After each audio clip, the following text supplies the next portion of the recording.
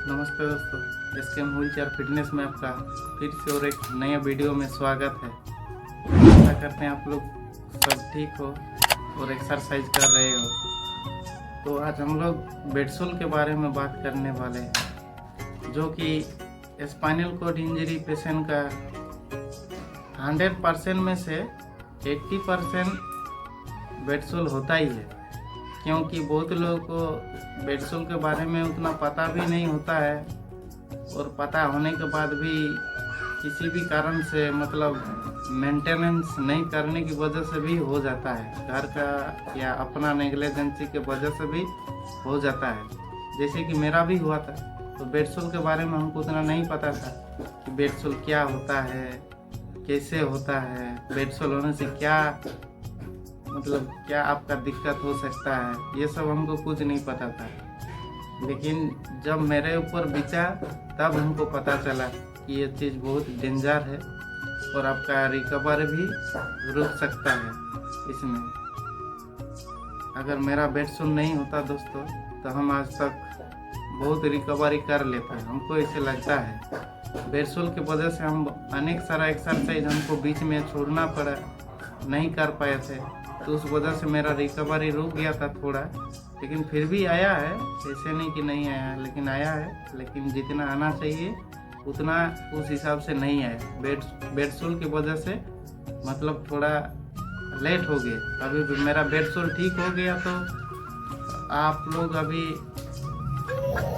समझ सकते हैं कि हम फिर से मेरा एक्सरसाइज हम स्टार्ट करने वाले हैं। जो हम पहले छोड़े थे वो सब अभी फिर से एक्सरसाइज स्टार्ट करने वाले हैं। तो आइए स्टार्ट करते हैं, हम अपना बेडसोल कैसे करके ठीक किए। तो मेरा 28 जुलाई 2024 को इंजरी हुआ था। 2 अगस्त 2024 को मेरा सीएमसी वेलोर में सर्जरी हुआ था। तो हम करीब 20-25 दिन हॉस्पिटल में थे। तो उस टाइम तो मेरा बेडसोल नहीं हुआ था, लेकिन घर आने के बाद मेरा बेडसोल हो गया था किसी वजह से, किसी कारण से। तो होने के बाद मेरा इतना बेडसोल बढ़ गया था, जैसे कि आप लोग देख सकते हैं, इतना बड़ा हो गया था, हड्डी तक दिखने लग गया था। तो फिर हम डर गए थे। डरने के बाद मेरा बगल में एक हॉस्पिटल है, तो हॉस्पिटल से हम कैसे भी करके डॉक्टर को बुलाए, घर ही बुलाए। घर बुलाकर वो देखा मेरा बेडसोल, तो वो भी डर गया था, बोला कि इतना बड़ा, ये सब बोल रहा था। तो फिर हम पूछे, वो डॉक्टर ने हमको बोला कि इसमें ना तो दवाई से ठीक हो सकता है और ना ही मलहम से ठीक हो सकता है, क्योंकि इससे पहले हम दवाई भी खाते थे, फर्क नहीं पड़ रहा था। तो फिर हमको बोला डॉक्टर ने कि आपको एंटीबायोटिक के इंजेक्शन लेना पड़ेगा। तो मतलब एंटीबायोटिक के इंजेक्शन हमको दिया था, लगातार 3 दिन 3 ठो दिया था। देने के बाद एक दिन छोड़ कर हमको एंटीबायोटिक का इंजेक्शन 15 से 16 ठो, सॉरी 20 ठो नहीं, 15 से 16 ठो ऐसे कुछ दिया था, उतना याद नहीं है, लेकिन दिया था। जब सब मेरा पूरा कंप्लीट हो गया एंटीबायोटिक इंजेक्शन, तब मेरा घाव ठो रुकने लगा और बढ़ने नहीं दिया। उसके बाद धीरे धीरे सूखने भी लग रहा था, लेकिन हम उसमें ड्रेसिंग करके, मतलब जैसे कि डेटोल में थोड़ा सुबह शाम साफ कर लेते थे और उसमें बीटाडीन लगाते थे, तो उसमें थोड़ा थोड़ा मेरा ठीक हो रहा था। तो होने के बाद हमको जब मेरा एक गांव वाला ही मतलब बताया हमको नेचुरल दवाई, तो जैसे कि आप लोग देख सकते हैं स्क्रीन में, ये पेड़ तो हम लोग इसको केतकी का पेड़ बोलते हैं, आप लोग पता नहीं आप लोग की तरफ क्या नाम से बुलाते हैं हर जगह। तो आप लोग एक बार गूगल में सर्च करके देख लीजिएगा, आप लोग को भी पेड़ पता चल जाएगा। केतकी का पेड़ बोलकर सर्च करने से ही आ जाएगा गूगल में। तो हम जैसे कि आप लोग देख सकते हैं, हम इस पेड़ का छिलका को घर लाए थे। लाने के बाद इसको धूप में सुखाए थे। सुखाने के बाद इसको अच्छे से पीस कर एकदम पाउडर जैसा बना लिए थे। पाउडर जैसा बना लेने के बाद हम पहले डेटोल से उसको अच्छे से साफ करते थे। साफ करने के बाद बीटाडीन ठो लगाते थे। बीटाडीन लगाने के बाद जितना दूर से घाव है, पाउडर ठो को छिड़क लेते थे। वो पाउडर ठो में एक चीज़ बहुत अच्छा काम करता था, उसमें पानी पानी निकलने नहीं देता था, वो खींच लेता था। और आप यकीन मानिए मेरा घाव को इतना जल्दी उस चीज़ में भर दिया, 1.5-2 महीना के अंदर में मेरा पूरा घाव भर गया। तो आप लोग भी यूज़ करके देख सकते हैं। अगर आप लोग को फ़ायदा हो रहा है तो आप लोग भी ज़रूर यूज़ कीजिए, क्योंकि इसमें पैसा नहीं लग रहा है। तो मेरा कहने का मतलब यही है कि आप एक बार यूज़ करके देखिए। अगर आपका फ़ायदा हो रहा है तभी यूज़ कीजिए, और अगर नहीं हो रहा है तो फिर डॉक्टर जो मलहम दिया है वो तो आप लगा ही रहे हैं। लेकिन मेरे इसी में ठीक हुआ है, इसीलिए हम आपको अपना अनुभव आप लोग के साथ शेयर कर रहे हैं। ऐसे नहीं कि हम डॉक्टर नहीं हैं, क्योंकि मेरे साथ जो बीता है हम नहीं चाहते हैं कि किसी और भाइयों बहनों को साथ मतलब ये सब चीज़ बीते। तो इसीलिए मेरा मोटिव यही है कि हमको जितना जानकारी मिले, हम जिस सिचुएशन से गुजर रहे हैं वो सिचुएशन मतलब किसी को भी ना आए, किसी को भी फेस ना करना पड़े। ये बहुत दिक्कत है। और बेडसूल की वजह से मेरा, हम तो आप लोग को बोल ही रहे हैं कि मेरा रिकवरी इतना रुक गया कि जितना होना चाहिए था उतना नहीं हुआ है। क्योंकि हम इतना मेहनती है और अपने ऊपर भरोसा रखते हैं, एक दिन न एक दिन हम जरूर ठीक होंगे। क्योंकि मेरा injury level T10 injury, T11 fracture है और एशिया ए पैरालिसिस है। डॉक्टर ने भी हमको मना कर दिया था कि इसका 0% चांस है, लेकिन हमको नहीं पता था कि एक्सरसाइज करने से आता है। लेकिन डॉक्टर ने ही बोला था कि आप ना तो आपका दवा से ठीक हो सकता है और ना ही आपका किसी और चीज़ से ठीक हो सकता है। अगर हो सकता है तो फिजियोथेरापी से ठीक हो सकता है। फिजियोथेरापी मतलब एक्सरसाइज, और मतलब आप ऊपर वाला से दुआ कीजिए और अपने ऊपर कॉन्फिडेंस रखिए। तो फिजियोथेरापी कराने के लिए तो उतना घर में मतलब परिस्थिति अच्छा नहीं है, 60-70 हज़ार लगता है महीना में मैक्सिमम, कम में बोल दें हम। उससे भी अगर आप अच्छा करेंगे तो उससे भी ज़्यादा लगता है, लेकिन उतना हम लोग एफर्ट नहीं कर पाते हैं। इसीलिए हम पहले जिम करते थे, फुटबॉल खेलते थे, तो हमको थोड़ा बहुत एक्सरसाइज का नॉलेज है। ऐसे नहीं कि पूरा है, थोड़ा बहुत है। और भी जैसे मेरे जैसे बहुत भाई लोग यूट्यूब में वीडियो बनाते हैं, तो उन लोगों से सीखते हैं, करने की कोशिश करते हैं। ऐसे नहीं कि हम वीडियो बनाते तो हमको पूरी एक्सरसाइज आता है, नहीं आता हमको भी।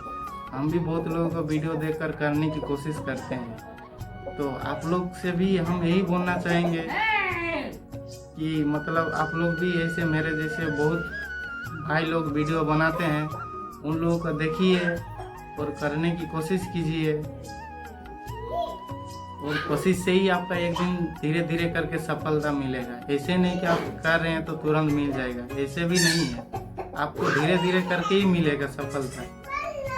आपके अंदर में माइंडसेट मजबूत होना चाहिए।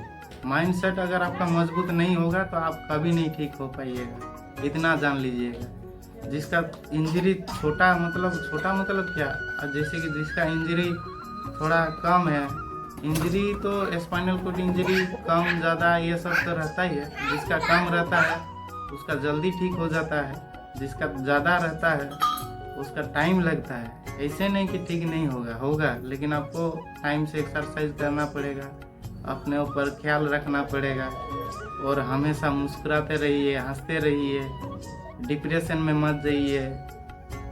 और डिप्रेशन में लोग इसीलिए जाते हैं क्योंकि ज़्यादातर लोग फ्री रहते हैं। फ्री माइंड में रहने से ही आपका दिमाग में उल्टा पुल्टा सोच आएगा। आप कुछ ना कुछ करते रहिए, आपका दूसरे तरफ ध्यान जाएगा ही नहीं, मेरा मानना है। क्योंकि मेरा कभी नहीं जाता है।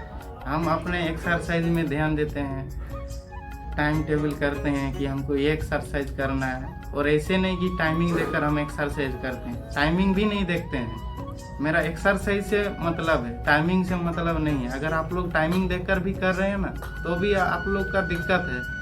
एक्सरसाइज में टाइमिंग नहीं देखना चाहिए, एक्सरसाइज में आपको एक्सरसाइज देखना चाहिए कि मेरा एक्सरसाइज खत्म हुआ कि नहीं। टाइमिंग छोड़िए। हम लोग को ऐसे भी करना क्या है, खाना खाना है और सोना है और एक्सरसाइज करना है। इससे ज़्यादा तो हम लोग कुछ कर नहीं पाएंगे। और अगर आप बाहरी दुनिया के बारे में सोच रहे हैं तो बाहरी दुनिया का सोचना भी छोड़ दीजिए। बाहरी दुनिया से हम लोग अभी अलग है, क्योंकि बाहरी दुनिया में सोचकर भी आप कुछ कर नहीं सकते हैं। तो जो चीज़ आप कर नहीं सकते हैं उसको मेरे हिसाब से सोचना ही बंद कर देना बेहतर है। इसमें आपका भी अच्छा ही है और आपका शरीर के लिए भी अच्छा ही है। तो इसीलिए मेरा कहने का मतलब यही है कि आप लोग हंसते रहिए। और लोग बोलता है कि मोटिवेशन नहीं मिलता है हमको तो हम नहीं कर पाते हैं। मोटिवेशन से क्या है, मोटिवेशन क्या है, हमको तो यही चीज़ समझ में नहीं आता। आपको ठीक होना है तो आप कीजिए, मोटिवेशन बोलकर बहाना मत दीजिए अपने आप को, वो एक बहाना है मोटिवेशन। आपको अगर खुद सही होना है तो मोटिवेशन आपका क्या करेगा। आपका माइंडसेट अगर मतलब यही दिमाग में चलता है कि हमको कैसे भी करके अपने ऊपर डिपेंड होना है, तो मोटिवेशन क्या करेगा। हमको तो कोई मोटिवेशन नहीं कराता है, मेरे पीछे कोई गाइडेंस करने वाला नहीं है।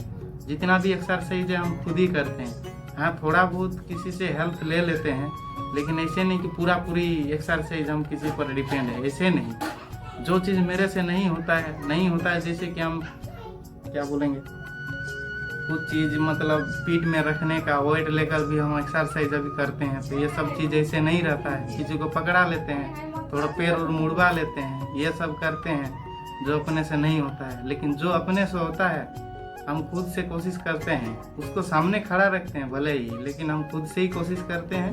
अगर नहीं होता है तब उसका सपोर्ट लेते हैं। और बेड सोल जब तक आपका ठीक नहीं होगा, ये बात जान लीजिए, आपका रिकवर भी कम होगा, क्योंकि आप पूरी एक्सरसाइज नहीं कर पाइएगा तो आपका रिकवर भी धीरे धीरे ही होगा। ऐसे नहीं कि आपका बेड सोल हुआ है तो आप एक्सरसाइज नहीं कर पाइएगा, एक्सरसाइज भी कर पाइएगा। पेट के बल में भी बहुत एक्सरसाइज है, बहुत सारा है, आपका ख़त्म नहीं होगा।